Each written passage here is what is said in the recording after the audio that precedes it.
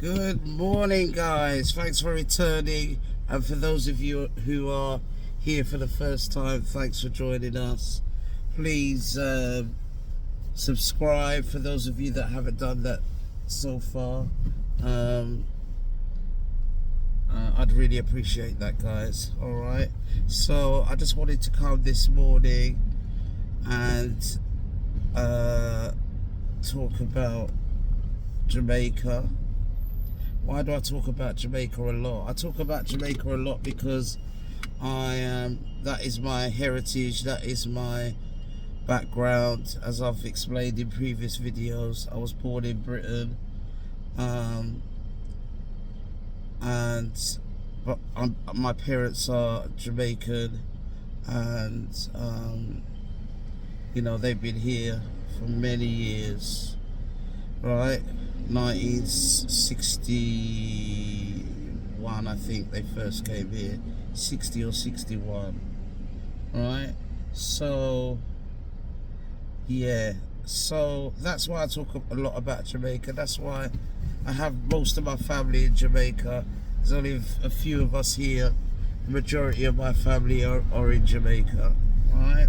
So that's just a bit of background as to why I talk about Jamaica a lot, right? And I love Jamaica, and I love my Jamaican people, right? That being said, I'm ashamed of a lot of things with regards to Jamaica. That doesn't mean I haven't got shame in England. There's a lot of things to be ashamed of in England, right? But I love Jamaica, and when I see that the injustices taking place in Jamaica, it really hurts my heart, guys. For those of you that are aware of the sorts of things that are happening with regards to the police, killing, unaliving, I should say, young Jamaican boys, young men, they're disappearing.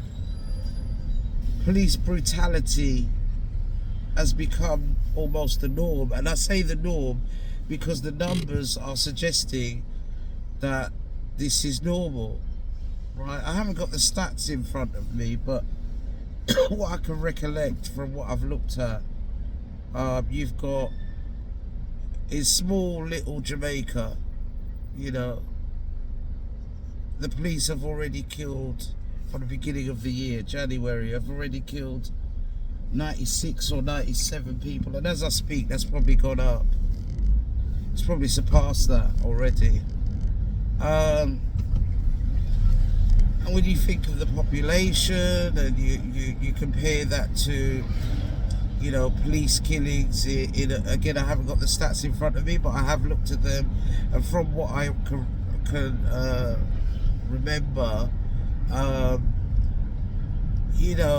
it's insane. I recommend that you guys have a look at these stats, and then you'll get a real feel of what I'm trying to put across here. This is genocide. There's no other way of putting it. I think from the last 2 years, it's something like 1,400 police killings. If we carry on like that, guys, at that rate of killing our young Jamaican boys and men, what's going to happen to the next 10 years population-wise? But also, we won't have a Jamaica anymore. I don't know if people realise what that really means for the next decade and beyond. When you're killing at that rate, young men, Jamaican men, young boys, at that rate, what the negative impact is to the population of Jamaicans, but also what Jamaica will end up looking like and becoming. It will not be the Jamaica you know today, and it will not be it'll be a takeover. Let me just put it bluntly, right? How do I come to that kind of thinking and understanding? This is how I come to that understanding, that this is genocide and this is a takeover and this is an attack on Jamaican people. When I look at the issues with Cuban doctors, they don't want you to have Cuban doctors. This government is doing deals that go against the well-being of Jamaicans. You know, if you're going to even consider getting rid of Cuban doctors, you know, more Jamaicans will die, to put it bluntly. If you don't have medical equipment, you don't have hospitals that can actually carry out surgery in a decent environment. You know, you've got mold in all these hospitals. You've effectively not really got any hospitals in Jamaica. If you haven't got the correct medical equipment, you haven't got the staff, you haven't got... I mean, this is... Jamaica effectively is running on, you know, a dangerous road for the public. You know, I mean, you can't get sick. You can't afford to get sick. You can't afford to be in any accident. You can't afford to ever need medical assistance. There's a doctor, a Jamaican doctor, I forget his name. I heard him speaking the other day against the government. He blatantly said that the government doesn't care about you. It does. The government don't care. You know, they don't care about its people, and this is playing out in the choices that they're making. They're stealing from Jamaicans blatantly, enriching themselves. And then, you know, the Prime Minister doesn't have to tell you, even though he's been, he been in power for 9 years now? He doesn't have to tell you about, he doesn't have to declare his assets or his wealth.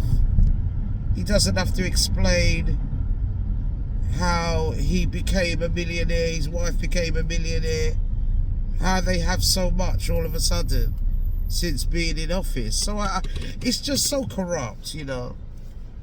But my concern now is how this erasing, you know, of the Jamaican people by way of reducing the numbers of young men in Jamaica is, I don't know if you guys really realise what that means for the next 10 years and the next 20 years. And so when you make slowly, gradually weakening the Jamaican people, actually reducing them, weakening them, making them sick, you know, dropping off deadly chicken on the shores of Jamaica, suffering the people. Come on, man. Guys, it's time to wake up, please. It's time to wake up, man. The police are doing what they're told, are they not? Or are these police officers just doing what they want to do? I'm not sure. Is that how the police work in Jamaica? They just work off of their own conviction?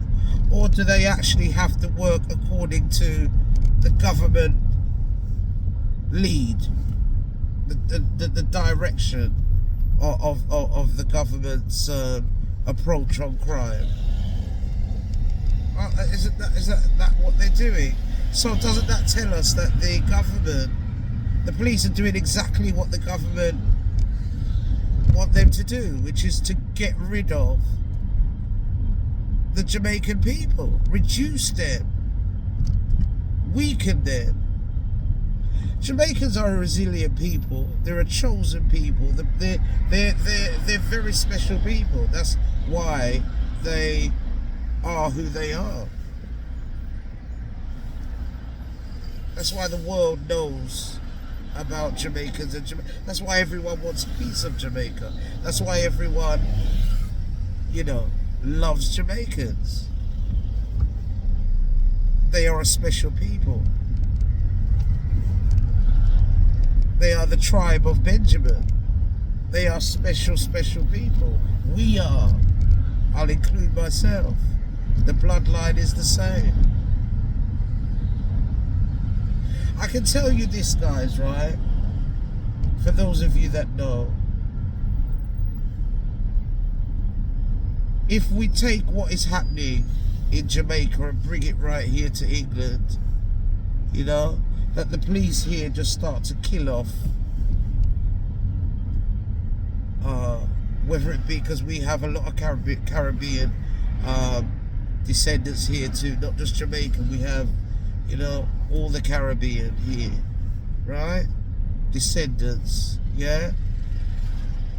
If they started to, the police started to express that level of brutality, any level of brutality, history will tell you this. This place would not look the way it looks right now. Tomorrow it would look the same. Because we don't take that over here. We don't joke. If for those of you that don't know, look at recent history. What happens when there is police brutality in England? What happens? I can tell you a lot happens. There's no way we would leave it to reach the numbers that it currently is in Jamaica. You understand? And you can, you know, compare different things on why, but the bottom line is this: the people have the power to say no. We don't tolerate that. We don't accept that level of brutality. You can't be trying to fight crime and reduce crime and allow the police to commit crime. So the police will go around and commit the crime instead of the people. Is that what's happening? Because if you're going into a man's house and just killing him, you know, in his house, in front of his family, or telling him to come round the corner and shooting him dead. You want to talk to him round the corner, you just shoot. I mean, what the hell is going on? And more importantly, what the hell is going on with the response to all of this from the people? And the people is this a result of achieving the fear that you want to put into the Jamaican? Is that what we're seeing? There is no response because the Jamaican people are just afraid. Is that what we're seeing? Or they've given up? Or I don't know, guys. Put in the comments what you think, whether you think I'm right or wrong. Let me know, because this is serious stuff now, guys. This is a serious time now, and even that, though that's the case, there's some things we can do something about. You know, I don't think that you know, you make sure you vote. That's all I can say, guys. Make sure you vote. We also need to question on over a bottle there. We also need to question whether or not the opposition party that potentially could be voted in, are they going to make the appropriate changes, you know, or are they going to just come in and the police carry on with that? Are they going to make changes with regards to that? You know, I mean, that can't be right. The numbers I'm seeing can only be described as genocidal numbers. You must be trying to erase these people. And you're definitely weakening the people when you get rid of all the young men. And the last point I want to make, right, for those of you who are still with me, the last point I want to make is this, right? You have the Chinese bringing in their skills in the form of opening up apparently a new garage that deals with motor mechanics, dealing with fixing cars and so on. And of course they're going to be a lot cheaper than any of the locals, right? Because they can afford to be. They're gonna, I mean, it's proper high tech. People are gonna want to go there and bring their cars there, and I totally get it. If it's cheaper, better service, I understand that. Why wouldn't you go there instead of somebody who, charges you loads of money, not reliable, and so on, right? This is the point I want to make about this direction, right? Those young men that have been killed, those young men that the government claim all of them have guns, right? Why were they not engineers? Why were they not tradesmen? Why were they not being taught a trade? My dad used to be in the trade. He had many trades, actually. It was a thing in the early, what would you say, 50s, 60s, that Jamaican men specifically had to have a trade. This was important, this was vital, right? To have. Yeah, sorry about that, guys. This is a part 2. Got an interruption there. But as I was saying, my dad, as a young boy in Jamaica, and as a young boy in Jamaica, he was born in 1940. So we're going back, So growing up, let's say in the 50s for my dad, and early 60s and so on, before he came here. He came here with a trade. He didn't come to England and necessarily learn the trade. Although when he came, he carried on with studies. He's a very smart, very intelligent man.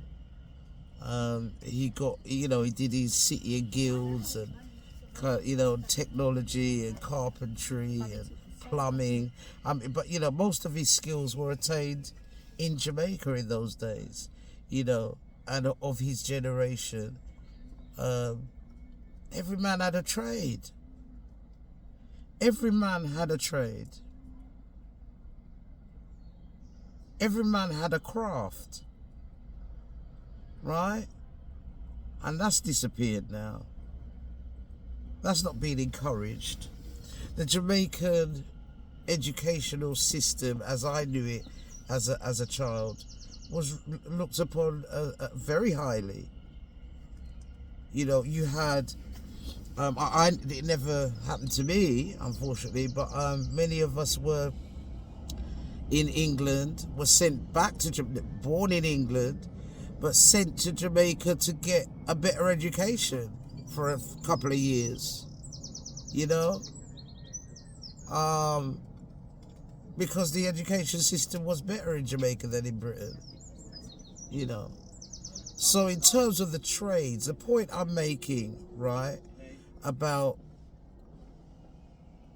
the young men that have been, unfortunately, their lives have been cut short brutally by the Jamaican police. Those young men, potentially, 1,400 young men since 2023. Why aren't they supposed to be the future plumbers and electricians and engineers and doctors and teachers and so on of Jamaica? That's what they're getting rid of, and they're, in my view, replacing those skills that we used to have and ensure that our young men had, right, with the skills of other nations,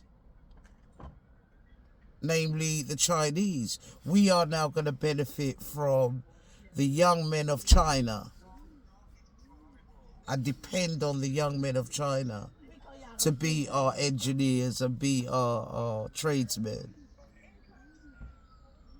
And that's really not progress, in my opinion. There's nothing wrong. I have nothing wrong against the Chinese. In fact, I'm really glad about what they're doing right now, which is exposing, the designer label industry and all that game right there. I take my hat off to them for coming out with, the truth, essentially.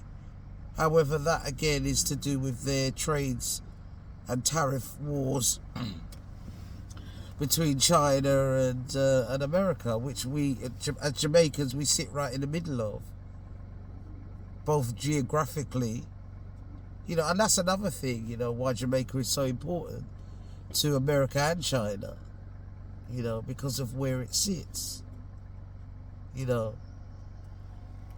right? And the Panama Canal and all of those issues, again, that Jamaicans helped to build. They're fighting over something that the special people of Jamaica helped to build. And please, again, I recommend that you go and look at a bit of history in regards to the Jamaican contribution to the building of the Panama Canal, which wouldn't exist without that contribution. They tried over and over again to build that canal, and it couldn't get built until skilled Jamaican men made that happen. Right? So in 2025 we have our young men who are not skilled at anything being unalived, and I just think it's really sad. We need to look at the setup, really. That's a setup. Loads of guns are there in that country. It doesn't produce guns, but it has a lot of guns. You're putting guns in their hands. You're not putting, a hammer and a chisel and a screwdriver. No, you're putting guns in their hands. And I don't believe many of those young people that have been unalived were criminals. I don't think that's what this is really about. The police are the criminals. And that's not all police, because there are, and I still believe that the majority of the police in Jamaica are good police. Don't get me wrong, but I think there is a fraction of so-called police that are doing a specialized version of policing, and an illegal, unethical, immoral type of policing of Jamaican people, which results in what we're seeing today, But as I say, there's something the people can do about it, and I truly believe that when everyone wakes up and they've had enough, that they will. It's just unfortunate that many more young men will probably lose their lives. But as I said, my dad had many trades. Most of the Jamaican men that got to Britain as young men came as tradesmen. They had their skill. And those that didn't would, use driving. Again, driving is a skill. It's a skill as well. They drove the trains, they drive the buses. Listen, what's going on? What is going on? Why are we depending on the trades and services and skills of only Chinese young men?